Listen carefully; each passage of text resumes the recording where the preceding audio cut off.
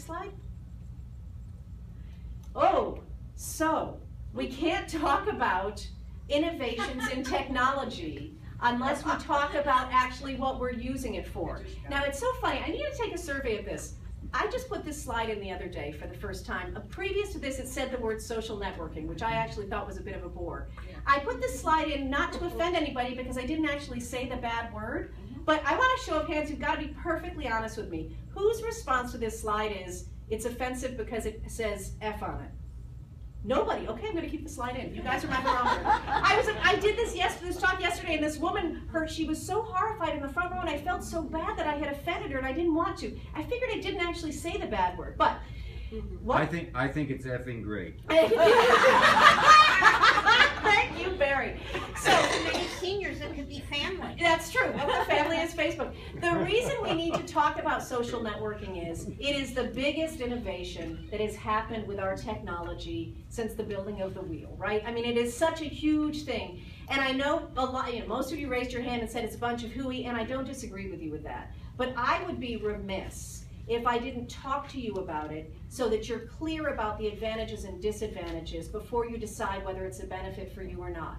I refer to social networking as the green beans on the internet. And what I mean by that is, we know what it's like when our grandchildren come to visit and you pass them a plate of food. And there's a hamburger, there's mashed potatoes, and there's green beans. And they gobble up the hamburger, and they gobble up the mashed potatoes, and they refuse to eat the green beans. And you say to them, well, have you ever tasted green beans? No, but I know I don't like them.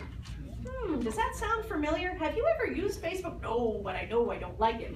I don't want it to be that you tell somebody you don't like social networking when you can't actually talk about what it is. So that's my job right now, is to walk you through what it is so then you can intelligently say, I have no interest in it whatsoever. Go to the next slide if you would, Barry. On the internet, you can be anything you want. It's strange that so many people choose to be stupid.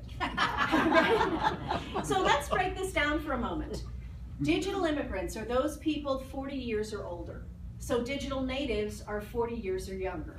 Half of those people are 20 years or younger, and their frontal lobe is not fully developed, so they're not making great choices. So what you hear about people doing on the internet when they're young, just set it aside, because you're not going to do that. Because you are older, and you are wiser, and you are smarter. So stupid behavior is not innate to using social networking. Ex-Congressman Weiner, do I think that you're going to put a picture of yourself on the internet in a towel? No, I do not think you are. Are you applying for college and you're going to have a picture of yourself drinking beer underage? No, I do not think you are.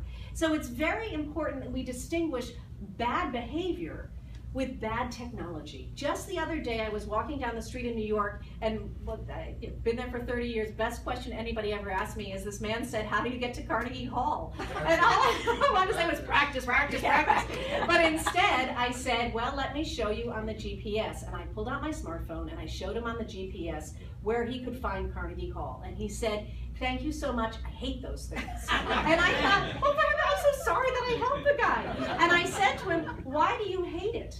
And he said, because every time I'm at the movies, somebody's phone goes off. Okay, is that the phone's fault? It is not the phone's fault. It is giving a stupid person the capability of irritating you, right? So it is not the technology that's the problem. And I'm gonna pose to you that with social networking, it's not the technology that's the problem. The technology is astounding. Yes. A revolution was named after it. So I want to give you a couple of examples of how this can be an incredible tool, and then we'll talk about the bad side and how you can protect yourself. During Hurricane Sandy, I lost my electricity in New York, and I lost the electricity in the house in Connecticut. My mom lives right by my cottage. I rushed there to be with her because she's disabled, and her being alone in her home without electricity is dangerous. I didn't have electricity, but I did have my tablet, and I have a solar charger for my tablet. So I was able to stay connected because I was able to charge it through the solar charger. So I got onto Facebook, where I have many friends in New York, and I also have many friends in Connecticut. And on Facebook, I just posted, if anybody sees the CL&P truck, let me know. Because I wanted to find them and let them know that my mom's disabled, and if they could sort of drive near her neighborhood first, I'd really appreciate it. And lo and behold, after day one, and it was a week long without electricity for most people, I looked at Facebook and somebody had just posted, where the truck was. I got on my bicycle and I rode over. It was 7 hours later, they were at my mother's house and they hooked up her power, right? So for me, I very attached to the notion that would have never happened in any other way. Let's take another example. Tonight, your entire family is meeting in Wisconsin for a family reunion. You did not want to go because you didn't want to miss this meeting because Barry is so influential with your schedule, you decided you would stay here instead of going to Wisconsin. Your daughter, who lives in California, couldn't go because she has a book deadline, and so she couldn't leave. She has to work on her book. And poor Uncle Charlie broke his hip, and he's in the rehab center, so he couldn't go. So the three of you are at home tonight while the reunion's going on. You all have Facebook accounts, as do many of the relatives who are going to be at the reunion. And so it happens, it's 7 o'clock, you get on your computer, you connect to Facebook, the reunion's going on, and somebody at the reunion has a smartphone. And they're starting to document photographs of what people are doing. Aunt Ruthie is at the reunion. She's 94 years old and she's had a little bit too much sangria. And she's dancing the Macarena. And so your relative says, Aunt Ruthie, can I take your picture? Absolutely. And they take the picture. And in the time it takes me to say this, that photograph gets posted onto Facebook where you see it. And you type underneath the photograph, please tell Aunt Ruthie I send my love. I can't wait to see her. Your daughter, same time, underneath the photograph, tell Aunt Ruthie I'm wearing that sweater that she knit me in high school because it's my favorite good luck sweater when I'm under a deadline. Same time, under that Uncle Charlie says, you tell Aunt Ruthie as soon as my hip heals, I'm going to be doing the Macarena with her too. That's all happening in real time from all over the world. It doesn't have to be California, it doesn't have to be Florida. From all over the world, in real time, you can connect underneath a photograph. That's why people are amazed by the technology. So it's not that you need to get on board, but you cannot say that it is a useless piece of technology because it's not. It's sort of an amazing piece of technology. Yes. Why do we reject it? Part of it's about language. Part of it's because when we were kids, we went to socials, right? Social networking. Ooh, it sounds so manipulative, like I have some sort of hidden agenda and I want to get something from somebody. Forget about it. Think of it like socials. The other word that bugs us is the word friends. Somehow when you hear about Facebook, what you understand is people have friends on Facebook, but your granddaughter has 1,500 friends on Facebook, and you know she's never met those people. You don't have to have a single friend on Facebook in order to take advantage of what it has to offer. Facebook, when you join, allows you to look at other pages on Facebook, not necessarily a person's page, organizations, your library. I don't know if this club does, but some of them do. Your local restaurant. They often post deals and coupons and things like that that you won't find anywhere else. So you can do that on Facebook. In my world, friends are people I know. I would actually consider you guys friends. I have an Abby Stokes and Ask Abby Stokes Facebook page that's not personal, it's about things with technology that I would invite any of you to join. But it's all under your control. There's a woman I've known in New York for 30 years that I don't like. I haven't liked her for 30 years. She keeps asking to be my friend on Facebook. And I'm thinking, if I'm not your friend three-dimensionally, why would I say yes to you on Facebook? So you don't have to be friends with people you don't know just because other people are. You don't have to spend all day on Facebook just because other people do, right? If you are afraid of the time that you're going to spend on Facebook, go back and get that kitchen timer. When I first got on Facebook, because I was worried about it, I would only be on Facebook during the time it took me to eat my breakfast. 15, 20 minutes in the morning, I would check Facebook and away I would go. So just because other people seem to be living their social life through it doesn't mean that you have to. It's interesting, it really is like your social life. I've been to dinner parties where the person sitting here is scintillating. I cannot wait to meet them again. The evening can go on all night long because they're so interesting. And the person over here, well, if they choked on a chicken bone, I don't want them to die, but if it would stop them talking, it would be a blessing, right? So it happens to us three-dimensionally, so of course it's going to happen to us when we're doing social networking online. The good news with Facebook is you can do something you can't do at the dinner party. You can block the person on Facebook and they don't even know you've done it. If you have said yes to sharing information with somebody on Facebook, and then you suddenly realize that every day they're going to put a picture up of their cat doing somersaults and you just don't want to hear it anymore or look at it anymore. If you're looking at the post from somebody you've said yes to, you don't have to get rid of them completely and unfriend them. If you move your mouse into the upper right corner, a little down arrow will appear. And when you click on that down arrow, a menu drops down, you wouldn't see it otherwise, that says block this person. They never know you're doing it. You can still go to them on Facebook and see whatever they're posting, but it means they won't appear on what's called your wall, where all of the notifications from your friends appear. If only we could do that three-dimensionally when we're at somebody's house. Barry, if you could go to the next slide for me. So the issue for a lot of people, the last issue for a lot of people with social networking is privacy. We hear about people's privacy being breached all the time, and actually I'm going to argue that it wasn't their privacy that was breached, it was that they put something up themselves that they didn't realize they were sharing with the world. It just happened recently. A friend of mine, this nice guy that lives in California, had been divorced for a few years, he put on Facebook, I'm watching because we're friends on Facebook, he puts on Facebook a note to a woman that he wants to see tomorrow night, right? Which was a little weird, but okay. Unfortunately, the woman that he saw the night before saw it and put a note underneath it saying, I can't believe she did this, it's so mortifying. I thought we had a great time, why are you going out with somebody else? And I immediately picked up the old-fashioned thing called the phone, and I called him up and I said, Ian, we're all watching, get off of Facebook. He didn't really understand what everybody was seeing. I just did it the other day with a text message. I had dinner with two lovely girlfriends of mine who I really adore. When I was heading to dinner, I sent them both a joint text saying I'm going to be 5 minutes late. At the end of dinner, I go home, perhaps influenced by wine. I decide I'm going to text one of the girls, Lexi, and tell her that she's invited to a party that I couldn't invite Catherine to, and so I didn't say it at dinner. Unfortunately, I sent it on the same string of the text that had gone to both of them. Catherine very graciously said, don't ever feel bad about not inviting me, I felt terrible. So it can happen by accident, or it can happen intentionally, or it can happen because you just have an oversight. I have sat in on seminars where people for 45 minutes have told me how to change my settings on Facebook. I totally block it out. I mean, I can't remember it, and the fact is the settings are going to change anyway. So instead, I'm going to give you one rule of thumb that protects you, whether it's an email, whether it's a text message, or whether it's social networking. Ask yourself the question before you write it or before you post it, would you feel okay about having it on the outside of the front door to your home? That's the only question you have to ask. You don't have to know any settings, you don't have to know anything about that. You just have to say, am I okay with this picture while I'm away in Hawaii? Am I okay with putting a picture of Hawaii on the outside of the door to my home, basically saying, I am not home for 2 weeks, right? No, post your pictures after you get back, right? So it's super important. This is a great tool for your grandchildren. Don't give them rules. Don't tell them what they can or can't do. Just say, ask yourself this question before you put it on Facebook. Does it pass the front door test? That's the easiest way for us to handle that. Does that make sense to you guys? Yes. Barry, if you go to the next slide for me. So, there was one handout I didn't mention to you. When you leave here, there's a handout that gives you 100 free apps for your smartphone or for your tablet. An app is abbreviated for software application. When you have a tablet or a smartphone, the way you pull programs onto your device, they're called apps.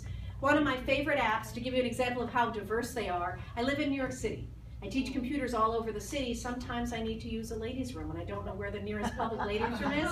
There's an app called Sit or Squat. And you press on the app, it finds where you are, and then it tells you, not only does it tell you where the nearest public bathroom is, it actually gives you reviews of it, and it rates them for you. So, and I don't spend money on apps, I don't spend money on music, I don't spend money on books because I think it's a hole you can fall into because you don't really realize how you're doing it. So I only put free things on my device. So what I've given you is I've given you a handout of 100 free apps that you can add to your device. The last handout that I gave you is about this.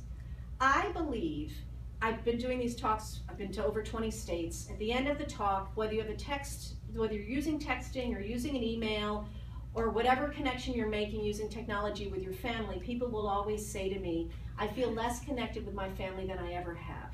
And statistically, with this technology, point by point, you're making more contact in number of contacts, but I would wager it's thinner contact, right? It's not the same as letter writing. It's not the same as phone calls. I want to give you the suggestion that we're assuming younger people don't like that kind of technology, and I think they don't know that kind of technology. What I'm referring to is letter writing. or phone calls. I'm going to give you an example. I have two goddaughters who live in California. I'm in New York City. Since they were 8 years old, they've been flying back and forth in the summer to spend the summer with me in New York and in Connecticut. Recently, one of them is now 23, but when she was 21, she was visiting me. She was still in college. And we went to what had been a 5 and dime store. Now it was a dollar store. Now it's a $1.25 store. It was much cuter when it was Ben Franklin 5 and dime. But we're in the store, and there's, oh, that's my phone saying I've been talking for 45 minutes. It could just go on forever. In the store is a kiosk where they sell postcards. And so my goddaughter looked at the kiosk and she said, "Oh, postcards. How retro." I felt so old. Then what was fascinating was she bought 5 postcards because she was so excited about it. We went to the post office. She was 21 years old and she had never bought a stamp. Isn't that interesting? So that says right there, she doesn't think about it. It's not something in her vocabulary. So what I did was, I remembered when I was a kid, one of my favorite gifts from my grandmother was stationery with my name on it. So I went and I bought stationery with her name on it. And whenever you got the stationery, the first thing you did was you wrote the bread and butter letter thanking them for the stationery. I ordered stationery for my goddaughter. I had it sent to me. I addressed 5 envelopes to me, and I put stamps on them, and then I put them back into the box. That was smart. Then I sent her an email, and in the email I said, "Will you be my pen pal?" And she emailed me back, and she said, "What's a pen pal?" Right? It happened again. It wasn't very long. Since then, she has written me letters, and she's written me beautiful letters. Once a year, twice a year, I bet I have 6 of them. I immediately write her back. We just talked about this recently. We were in Costa Rica together on vacation. She said that letter writing for her, it's so important. Emotionally, she really loves it. She's so happy I've kept the letters because she wants them back at some point. So I'm telling you this story because we assume, as all this technology is running down the pipeline, that they're pushing this stuff away that we used to do that they don't want to do, and they don't even know about it. It's your job, because their parents didn't do it, it's your job to bridge the gap between the technology they're using and how we used to communicate. So that's what this piece of paper is that is in the back of the room for you guys. It's called the Grandparents' Cheat Sheet for Staying in the Game. And what I've done is I've gone through different activities that I think would be helpful for you to stay in the game, and I've referenced, if you don't know how to do them, I've referenced in my book where you can find the information. One of the biggest things, I'll give you this as an example, who in this room has used Skype?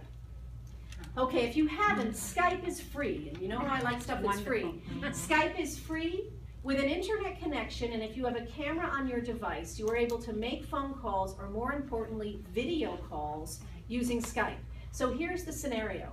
You are the keeper of the family chocolate chip cookie recipe. Every time your grandchildren come over, you have to have the cookies made. Every time you visit them, you have to bring the cookies to them. What if you emailed the recipe to your grandchild who lives far, far away, and you said on Friday at 5 o'clock, have all of the ingredients ready in your kitchen. Bring your laptop or your tablet into the kitchen. I'll bring mine into my kitchen. I'll have the ingredients, and we'll connect via Skype. And then via Skype for 20 minutes, you're going to show them how to mix the ingredients, how to put the divot in the flour so that the eggs beat better, how to show them the cornflakes, which is the secret about how to make them crunchy. You're talking to each other and seeing each other while you make the cookies. Once the cookies go into the oven, you say goodbye to each other, and once they come out, you send each other a care package with your cookies. Right? That's taking the technology and speaking to what we knew when we were growing up. They will love it. They will love every second of it, I promise you. So that's what that piece of paper is about. It's suggestions for activities like that you can do. Barry, if you could go to the next slide. I want to introduce you to, it's brand new, everything on here is free. It's my new website. It's AskAbbyStokes.com. AskAbbyStokes.com is there specifically to help you conquer what it is you're trying to achieve. Barry, can you go to the next slide for me? Who in this room is a retired teacher or librarian? Hail to all of you, teachers and librarians. I love you guys. I've created a page on my website specifically for teachers and librarians, because especially librarians spend all day long trying to help people in the computer center instead of getting to do their job. And so, Barry, if you go to the next slide, what I did for teachers and librarians is I created a whole list of documents that are absolutely free, that you can go to my website onto the Teachers and Librarians page, you can open up these pages, and you can print them for yourself. One of the most important ones in here is the one about creating safe passwords. It's the second one down. Choose a safe password. I walk you through how you can, these are not live, it's a PowerPoint. Oh, thank you. I walk you through how you can choose a core password that meets the criteria for a safe password, and then how, like Harriet the Spy, you can create a secret code so you can make that password unique to every website you visit without having to remember it, because there's a specific trick that you can do to do that. There's information in here about LinkedIn. This is actually the grandparents' cheat sheet for staying in the game. So these are all available to you for free on the website. If you know any librarians or teachers, please let them know about this page. If you go to the next page for me, Barry. I also have done 14 videos on the website that show you things like what is Dropbox and how do you use it? How do you set a passcode on your smartphone? How do you do text messaging? How do you put emojis on your, how do you do, it's a whole list of 14 websites. What makes them interesting is underneath each of them it says click here for printable instructions. Again, go to the next page if you would, Barry. When you click on that, what happens is you get step-by-step instructions, and I've done it across all platforms. Right. So if you have an iPhone or you have an Android, I have instructions for both available for you on these pages. So I want to welcome you to come to my website and take advantage of all of the information. I welcome you to email me from my website and tell me what videos you would like to have me post that would answer the questions that you have. It's all free. It's available for anybody. If you go to the next slide for me, Barry. I have a newsletter. In the back of the room is a piece of paper, good old-fashioned piece of paper and a pen. You can write down your email address for me there, or you can go to my website, and on almost every page up in the top right corner is where you can join my newsletter. I send a newsletter probably twice a month. The last newsletter had a thing about online dating, how to safely online date. So I have lots of information there, and I will write whatever it is you guys are interested in. I don't give away your email addresses. It's just there for you guys to use. That is the end of my talk, but not the end of your talking, because what I would like to do now is I would like to open it up for people to ask me questions. Yes? Let's thank Abby for a great presentation. Oh, thank you.